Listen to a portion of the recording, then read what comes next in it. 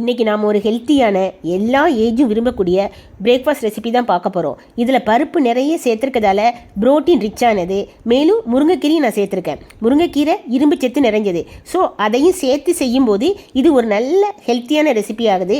முருங்கைக்கீரை கிடைக்கலன்னா பரவாயில்ல, அது இல்லாமலையும் செய்யும்போது இது ஒரு நல்ல மனமாக நல்ல ஒரு சுவையாக இருக்கும். இது நம்ம அரைச்ச உடனே செய்கிறதுனால இது ஒரு இன்ஸ்டன்ட் தோசை ரெசிபி. இதை எப்படி செய்யலாம் அப்படிங்கிறத நம்ம பார்க்கலாம்.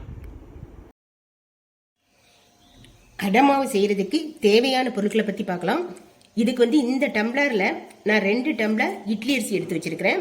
அதே டம்ளரில் 3/4 டம்ளர் கடலைப்பருப்பு, 1/4 டம்ளர் துவரம்பருப்பு, 1/4 டம்ளர் பச்சரிசி, 1 டேபிள் ஸ்பூன் உளுந்தம்பருப்பு எடுத்துருக்கிறேன். ஜீரகம் கொஞ்சம் மஞ்சப்பொடி, கொஞ்சம் பெருங்காயம், ஒரு சின்ன துண்டு இஞ்சி, ஒரு 10 வரமிளகாய் எடுத்துருக்கிறேன். நீங்கள் காரத்தை தக்கன கூட்டி குறைச்சி போட்டுக்கோங்க. இதுதான் அரைக்கு தேவையான பொருட்கள்.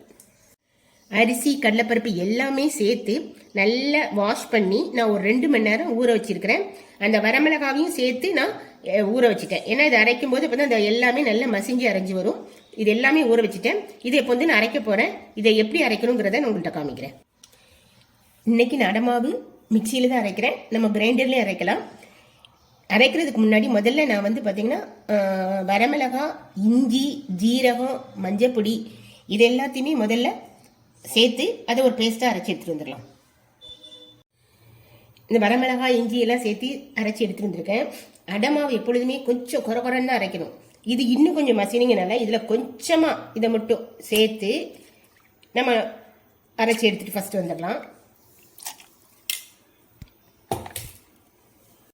இப்போ இதை அரைச்சி எடுத்துகிட்டு வந்துட்டேன் கொஞ்சமாக சேர்த்து. இப்போ மீதி இருக்கிற எல்லாமே சேர்த்து நம்ம ஒரு ரவை பதத்துக்கு அரைச்சி எடுத்துட்டு வந்துடலாம். தேவையான உப்பும் சேர்த்து நம்ம அரைச்சிடலாம்.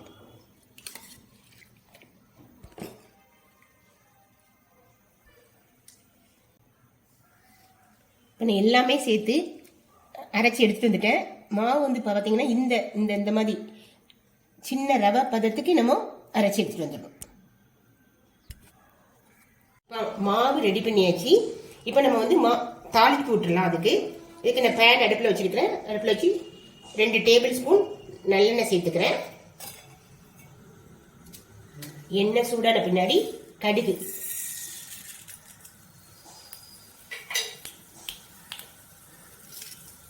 கடுகு பொரிய ஆரம்பிச்சிருச்சு. நான் சின்ன வெங்காயம் ஒரு 15 சின்ன வெங்காயம் கட் பண்ணி வச்சிருக்கிறேன். பெரிய வெங்காயமும் சேர்க்கலாம். நான் இந்த சின்ன வெங்காயம் சேர்க்கும்போது ரொம்ப நல்லா இருக்கும். அதனால எனக்கு சின்ன வெங்காயம் கட் பண்ணியிருக்கிறேன். இன்னைக்கு நான் அடையில முருங்கைக்கீரை சேர்த்து செய்கிறேன். இது இல்லாமலே செய்யலாம், முருங்கைக்கீரை சேர்த்து செய்யலாம். இதை நான் பார்த்தீங்கன்னா நல்லா ஆஞ்சி நல்லா கழுவி வச்சிருக்கிறேன். வெங்காயம் ரொம்ப வதங்க வேண்டாம், லேசாக வதங்கினா போதும். இப்போ நம்ம முருங்கைக்கீரை எதில் சேர்த்துடலாம்.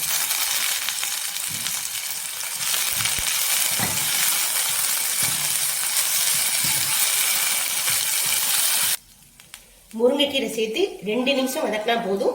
இப்போ இதை நம்ம மாவோட சேர்த்துடலாம். முருங்கைக்கீரை மாவோட சேர்த்துட்டேன்.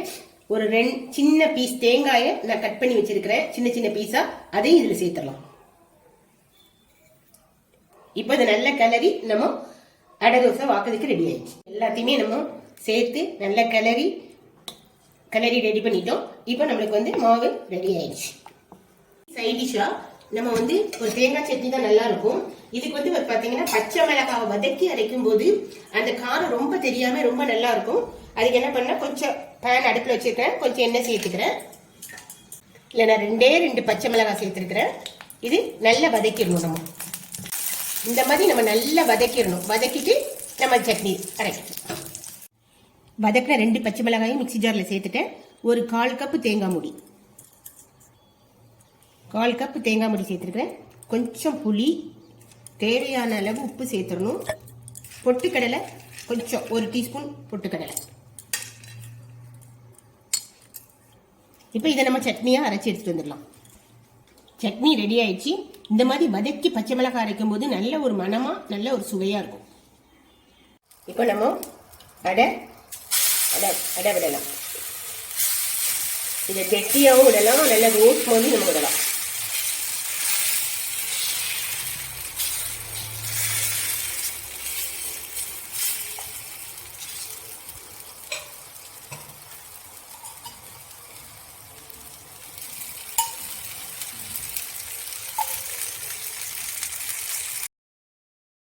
அடையை திருப்பி போட்டாச்சு. இந்த மாதிரி பொன்னிறமாக இருக்கிற மாதிரி நம்ம அடையை சுட்டு எடுத்துக்கலாம். நல்ல ஒரு சுவையான மணமான அடை தோசை ரெடி ஆயிடுச்சு. இதோட இந்த வதக்கிய பச்சை மிளகாய் சட்னி சேர்த்து சாப்பிடும்போது ரொம்ப நல்லாயிருக்கும். அவியலுமே இது ரொம்ப நல்லா சூட் ஆகும். அதனுடைய லிங்க்கு டெஸ்கிரிப்ஷனில் கொடுத்துருக்குறேன், பார்த்துக்கோங்க.